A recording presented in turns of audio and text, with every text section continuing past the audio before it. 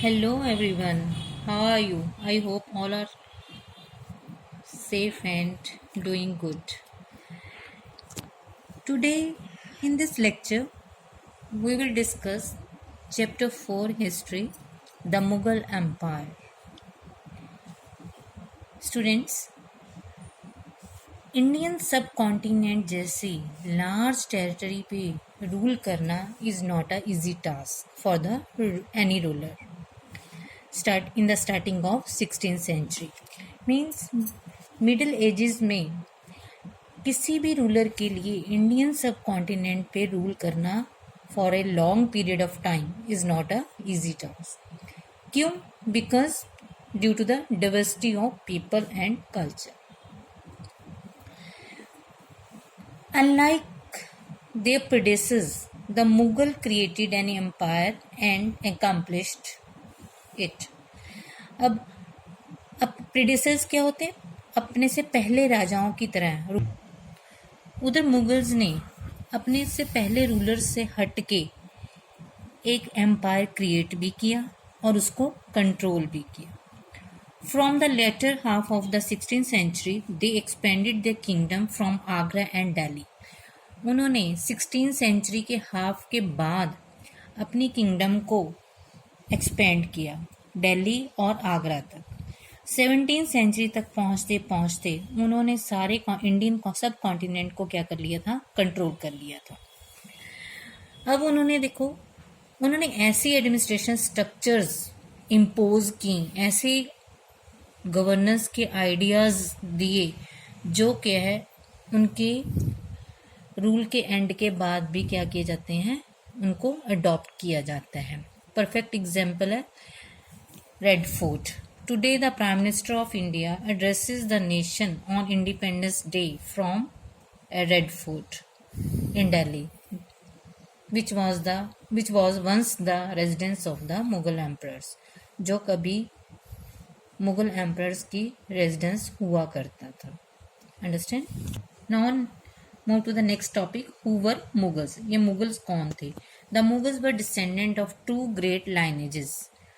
Descendant थे means generation थी. Mother side गेंजीज Khan जो कि रूलर था, मंगोल रूलर था, जिसने चाइना और सेंट्रल एशिया पे क्या किया था? रूल किया था. और फादर साइड में वो सक्सेसर थे किसके? तैमूर के. ठीक है, जो रूलर थे Iran, Iraq and modern day Turkey. अब जो मुगल्स थे they did not like to be called Mughal और मंगोल. क्या कारण था इसका? क्योंकि जो गेंजीज खान था वो उसको एसोसिएट किया जाता था किसके साथ? Massacre of innumerable people means बहुत सारे लोगों के कत्ल के साथ उसको एसोसिएट किया जाता था. और दूसरा कारण क्या था? It was also linked with the Uzbeks their Mongol competitor. और दूसरा जो क्या थे? जो उज़्बेक्स के साथ ये लिंक्ड थे. ठीक है, जो उनके कॉम्पिटिटर थे. अब दूसरी साइड देखें. Mughals were proud of their Timurid ancestry, not least of all because their great ancestor had captured Delhi in 1398. अब मुगल्स को अपनी Timurid ancestry means father side ancestry पे बहुत ज़्यादा प्राउड था. क्या कारण था? क्योंकि उनके जो ग्रेट एंसेस्टर्स थे उन्होंने दिल्ली पे कब्जा किया था 1398 में. ठीक है, they celebrated their genealogy means ancestry. उसको कैसे सेलिब्रेट करते थे? वे उनकी पिक्चर्स के साथ, तैमूर की पिक्चर के साथ अपनी पिक्चर को क्या करते थे? बनवाते थे, तस्वीर बनवाते थे. Now next topic is Mughal military campaigns. Campaigns क्या होती हैं? Attacks. Okay. Babur the first Mughal emperor. Babur जो फर्स्ट मुगल एम्परर था. Move to the next topic. Mughal military campaigns. Campaigns बेटा क्या होता है? Attacks. Babur the first Mughal emperor जिसने इंडिया में 1526 से लेकर 1530 तक रूल किया, succeeded to the throne of Fergana in 1494. जब वो महज 12 इयर्स के थे तो उन्होंने 1494 में फरगाना का जो थ्रोन है उस पे वो बैठे, विराजित हुए. He was forced to leave his ancestral throne due to the invasion of another Mughal group, the Uzbeks. पर उसको क्या है, वो थ्रोन जल्दी ही छोड़ना पड़ा, ठीक है, क्योंकि जो दूसरा मंगोल ग्रुप था उज़्बेक्स, जो हमने पहले पढ़ा, उन्होंने क्या कर दिया था, उस पर अटैक कर दिया था. After years of wandering he seize Kabul in 1504. काफी सालों घूमते घूमते उसने काबुल पे 1504 पे क्या कर दिया, कब्जा कर लिया. इन 1526 he defeated the sultans of Delhi, Ibrahim Lodi at Panipat and captured Delhi and Agra. 1526 में उसने सुल्तान ऑफ दिल्ली, जो इब्राहिम लोदी डायनेस्टी के लास्ट रूलर थे, उनको क्या कर दिया, डिफीट किया और दिल्ली और आगरा पे अपना कब्जा कर लिया. Now let's read the great Mughal emperors. First था उनके जो मेजर कैंपेन्स कौन से थे, उनकी इवेंट्स कौन से थे. Let's study. बाबर, उन्होंने इंडिया में 1530 तक रूल किया. 1526 में उन्होंने इब्राहिम लोदी को हराया एंड इब्राहिम लोदी और उसके अफगान सपोर्टर को हराया कहाँ, पानीपत में. 1527 में उन्होंने राणा सांगा, जो एक राजपूत रूलर्स थे, उन खनुआ में उनको हरा दिया. 1528 में ही defeated the Rajput at Chanderi and establish control over Agra and Delhi before his death. Means इस तरह उसने पूरे दिल्ली एंड आगरा पे अपना कब्जा कर लिया. नेक्स्ट उनके जो बेटे थे Humayun, he became the emperor. उन्होंने पहले 1530 से 1540 तक रूल किया, फिर 1555 से 1556 तक रूल किया. मीन्स 15 ईयर का गैप था उनके दो जो टाइम पीरियड ऑफ रूल के बीच में 15 ईयर्स का गैप था. Let's see how. Humayun divided his inheritance according to the will of his father. His brothers were each given a provinces. Humayun को क्या है, अकॉर्डिंग टू विल, उसके फादर की will के अकॉर्डिंग क्या कर दिया था, उसको पूरा जो भी प्रॉपर्टी है वो डिवाइड कर दी गई थी और उसके हर एक ब्रदर को क्या दी गई थी, एक एक प्रोविंस दे दी गई थी. अब जो उसका ब्रदर मिर्जा कामरान था, उसने क्या किया, हुमायूं के खिलाफ क्या कर दी, बगावत कर दी. शेर खान ने क्या किया, डिफीट किया हुमायूं को चौसा में और जिससे उसको क्या ईरान में क्या है, भागना पड़ा.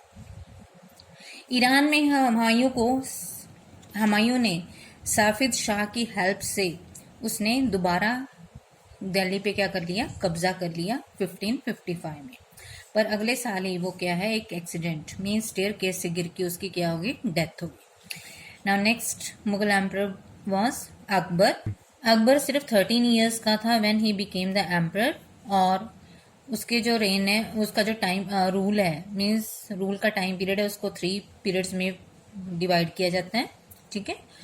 1556 से 1517 तक, फिर उसके 1570 से 1585 में 85 तक, फिर 1579 से 1580 तक.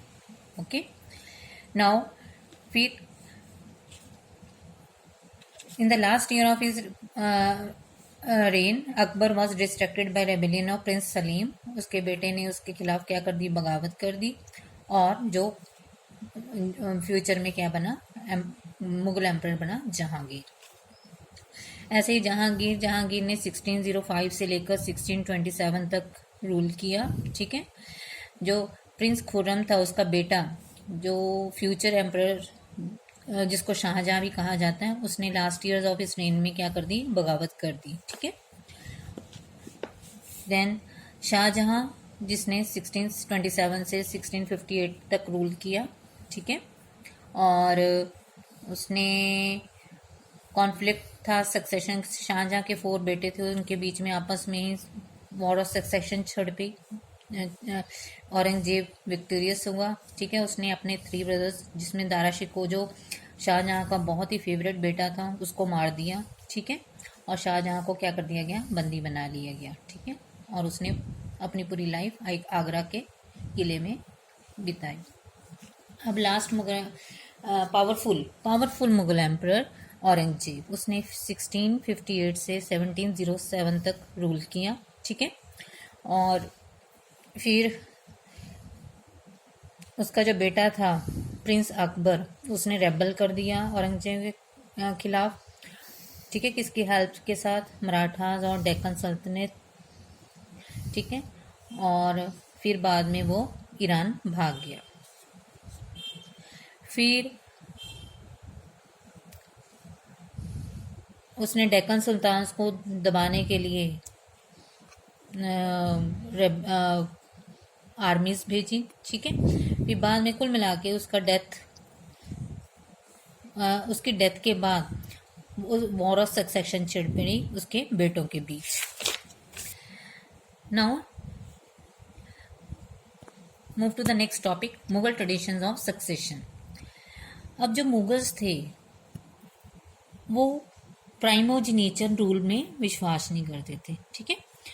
प्राइमोजेनिचर क्या होता है, ये एक तरह का सिस्टम था जिसमें क्या है, पॉलिसी थी जिसमें जो बड़ा बेटा है उसको उसके फादर की सारी एस्टेट बड़े बेटे को ही दी जाती थी, ठीक है।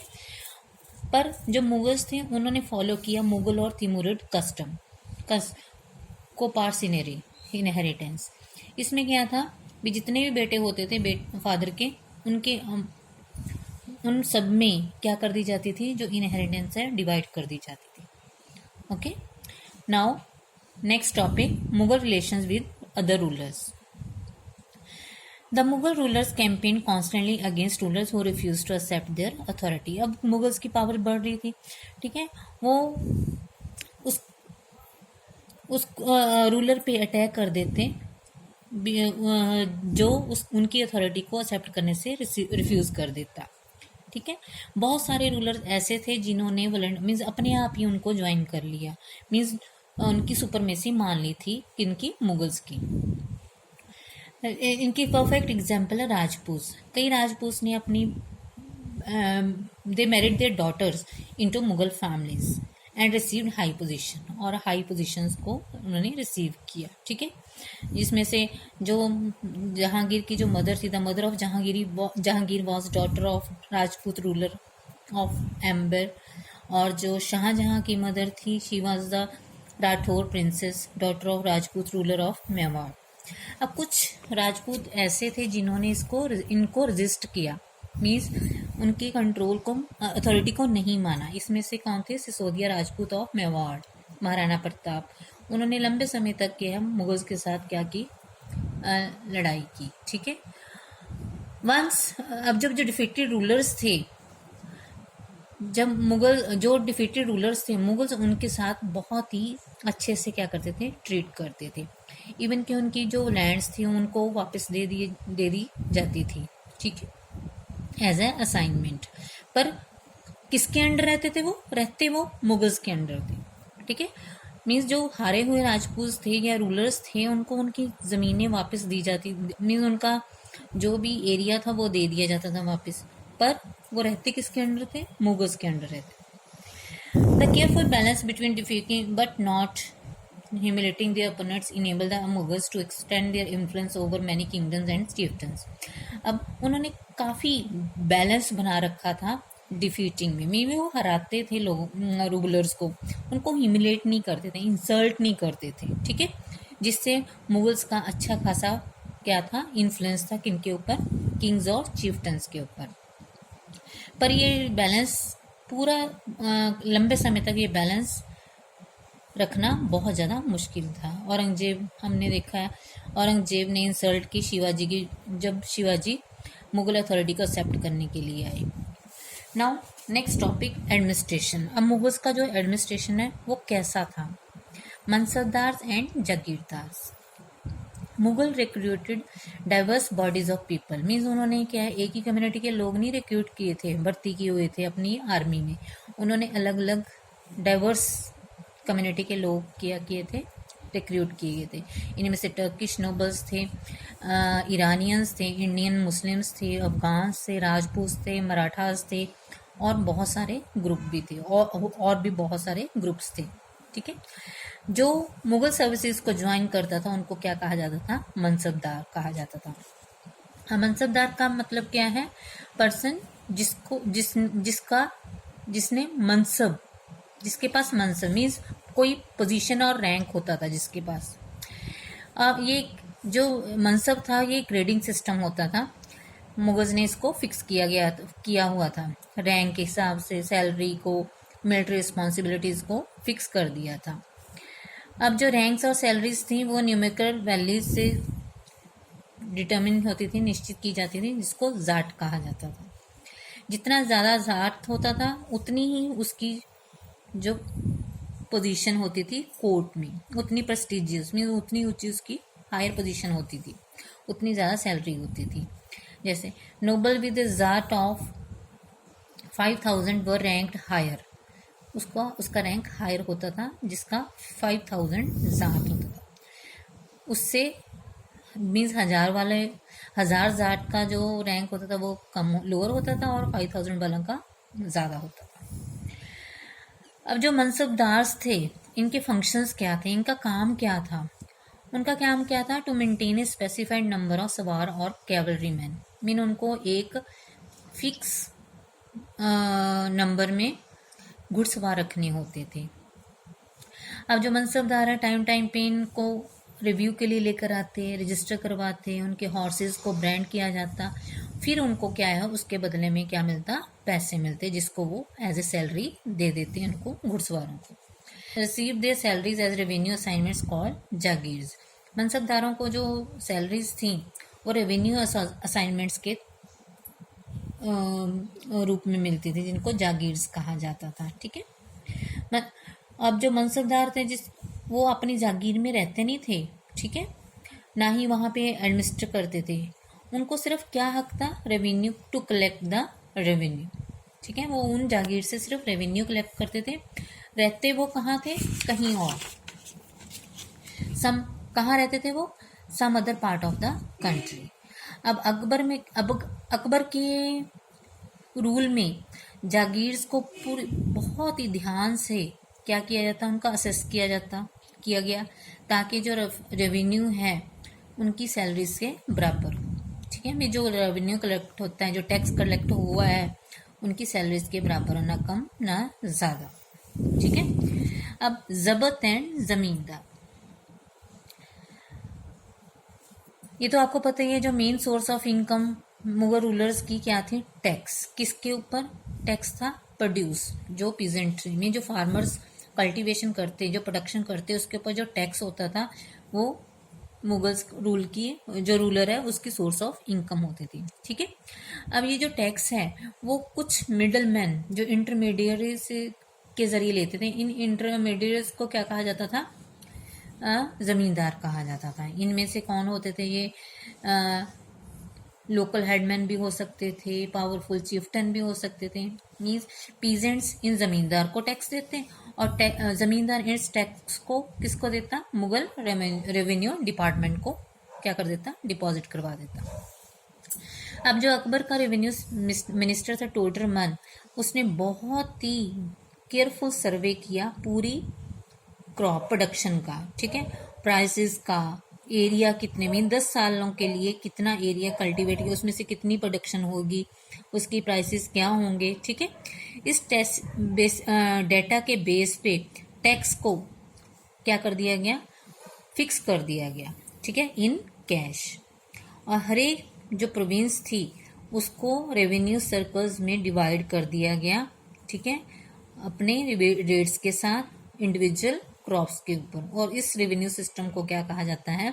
जब्त कहा जाता है। ठीक है, ये सिर्फ उन एरियाज में प्रेवलेंट था जिसको मुगल एडमिनिस्ट्रेशन क्या कर सकता था? सर्वे मीन्स उसका हिसाब किताब रख सकता था। ये बड़े बड़े प्रोविंसेस जैसे गुजरात हो गया, बंगाल है, वहाँ पे पॉसिबल नहीं था। कुछ एरियाज में जो ज़मींदार ने क्या है अपनी पावर को यूज़ किया। ठीक है, जब मुगल एडमिनिस्ट्रेटर्स उनको एक्सप्लॉइट करने लगे तो उन्होंने उनके खिलाफ क्या कर दी? बगावत कर दी, मीन्स रेबेलियन कर दिया। ठीक है, sometimes zamindar and peasants of the same caste allied in कई बार तो क्या है, ज़मींदार भी इस रेबिलियन में होते और साथ ही पीजेंट्स भी होते, किसके अगेंस्ट, मुगल अथॉरिटी के अगेंस्ट, ठीक है। और इससे ये जो रिवोल्ट्स थी, ये चैलेंज था किसके ऊपर, किसके लिए, मुगल एम्पायर के लिए, ठीक है। अकबरनामा एंड एन ए अकबरी। अकबर ने अपने एक क्लोज फ्रेंड, जो उसका एक कोटियर भी था, अब्बुल फजल, उसको क्या कहा भी, उसकी एडमिनिस्ट्रेशन की एक हिस्ट्री लिखी। अब्बुल फजल ने 3 वॉल्यूम की हिस्ट्री लिखी, जिसको अकबरनामा उसने टाइटल दिया। फर्स्ट वॉल्यूम में क्या है, अकबर के जो एंसेस्टर्स थे वो उनके बारे में लिखा गया। सेकंड वॉल्यूम में क्या है, इवेंट्स में अकबर के रूल के दौरान कौन कौन सी इवेंट्स हुई वो सारा। और थर्ड वॉल्यूम में क्या था, उसको क्या कहा जाता है, एन अकबरी कहा जाता है। इसमें अकबर के administration, household, army, revenue, geography of empire, tradition and cultures, people living in India, ये सारा कुछ क्या है, एन अकबरी में क्या था, इंक्लूडेड था। और इसके अलावा एन अकबरी में क्या है, स्टैटिस्टिकल डिटेल्स थी, किसके बारे में, क्रॉप्स के बारे में, यील्ड्स के बारे में, प्राइसेस के बारे में, वेजेस, रेवेन्यू एक्सेट्रा के बारे में। अब let's have a closer look about Akbar's policies. ये सारा जो एडमिनिस्ट्रेशन था elaborated discuss by the Abul Fazl in his book, ठीक है। जो भी हमें ये सारी इंफॉर्मेशन मिलती है, ये अब्बुल फजल की बुक अकबरनामा में ये पाई जाती है। अब्बुल फजल ने क्या एक्सप्लेन किया, जो एम्पायर था वो प्रोविंसेस में डिवाइड था, जिसको सूबाज कहा जाता था। सूबाज को कौन गवर्न करता था, सूबेदार गवर्न करता था, ठीक है। वो दोनों काम करता था, पॉलिटिकली और मिलिट्री फंक्शन दोनों काम किए जाते थे, ठीक है। इसके अलावा फाइनेंशियल ऑफिसर होता था, जिसको दीवान कहा जाता था, ठीक है। अब सूबेदार और दीवान तो संभाल नहीं सकते थे पूरा एडमिनिस्ट्रेशन, उनकी हेल्प के लिए क्या है, और भी बहुत सारे ऑफिसर्स होते थे, जैसे बख्शीस कहा जाता है, जिनको मिलिट्री भी मास्टर होते थे, फिर सदर होते थे, ठीक है। और इसके अलावा फौजदार होते थे और कोतवाल भी होते थे, ठीक है। Next, religious and developments. अब अकबर के टाइम, क्योंकि अकबर बहुत ज़्यादा रिलीजियस माइंडेड था, उसके रूल में बहुत सारी रिलीजियस डेवलपमेंट भी हुई। जब अकबर फतेहपुर सीकरी में था 1570 में, उसने क्या डिस्कशन स्टार्ट करनी शुरू कर दी रिलीजन के ऊपर, ठीक है। उलामाज के साथ, उलामाज जो कौन होते थे, मुस्लिम हेड्स, ठीक है। ब्राह्मणास के साथ, जिस प्रीस्ट के साथ हु वर रोमन कैथोलिक्स, उनको जोरोस्ट्रियंस भी कहा जाता है, ठीक है। अब ये सारी जो डिस्कशंस होती थी वो इबादत खाना में की जाती थी, ठीक है। अब अकबर जो interaction with people of different faith made him realize that, जो अकबर की जो इंटरेक्शन थी अलग अलग लोगों के साथ, जैसे उलामाज के साथ, ब्राह्मणाज के साथ, पीस के साथ, उसने क्या रियलाइज किया भी, जो वो क्या है, वो सारे क्या है, बाय गॉड्स हैं। बाय गॉड्स मीन्स क्या होता है, वो दूसरे पर्सन के रिलीजन को क्या नहीं करते, टॉलरेट नहीं करती, intolerant of the others another person religion और बिलीफ और कल्चर। देयर की teaching created division and disharmony among his subject. उनकी जो टीचिंग्स थी अलग अलग रिलीजन के रिगार्डिंग, उनकी जो जिससे टीचिंग्स ने अलग अलग रिलीजन्स के रिगार्डिंग जो भी टीचिंग्स थी, इससे उसके सब्जेक्ट्स में क्या हो गई, इम्बैलेंस पैदा हो गया, ठीक है। इसलिए उसने क्या किया, अकबर ने डेवलप किया एक idea of sulh-i-kul, means universal piece.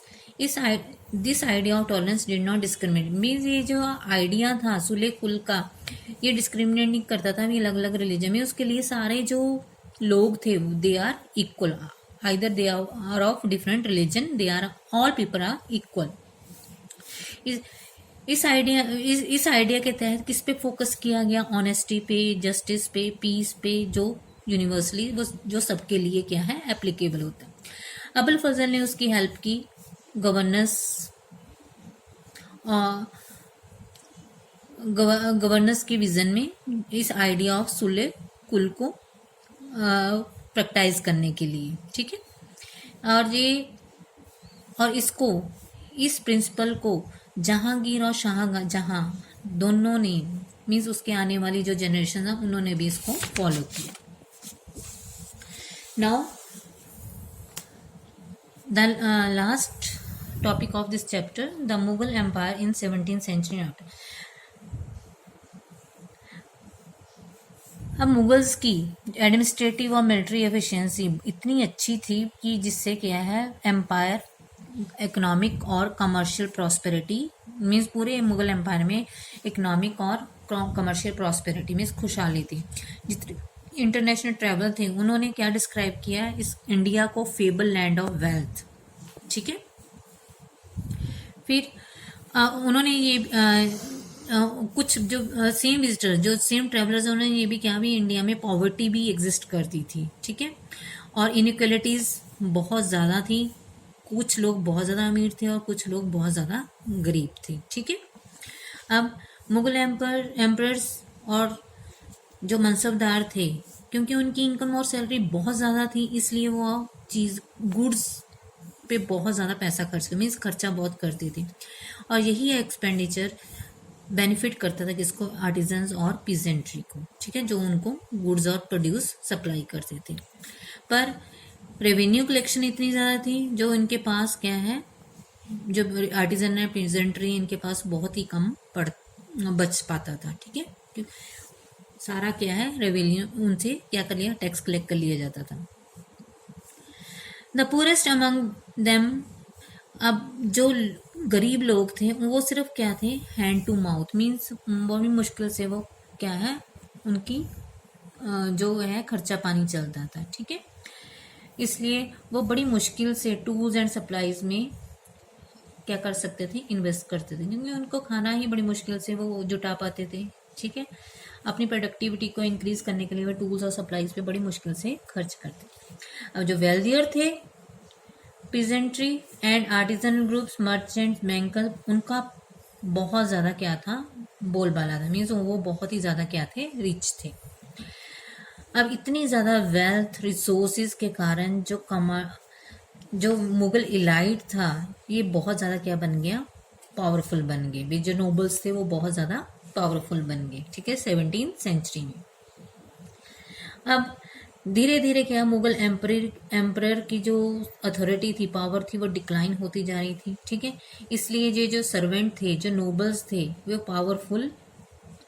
Powerful होते जा रहे थे अपने अपने एरियाज में. ठीक है. उन्होंने नई डायनेस्टीज बना ली थी और जैसे हैदराबाद और अवध में उन्होंने इंडिपेंडेंटली क्या करना शुरू कर दिया रूल करना शुरू कर दिया. ठीक है. चाहे वो अपने आप को रिकॉग्नाइज करते थे किसके अंडर मुगल एम्परर के अंडर. ठीक है. पर वो क्या इंडिपेंडेंटली रूल करते थे अपने अपने एरियाज में. ठीक है. और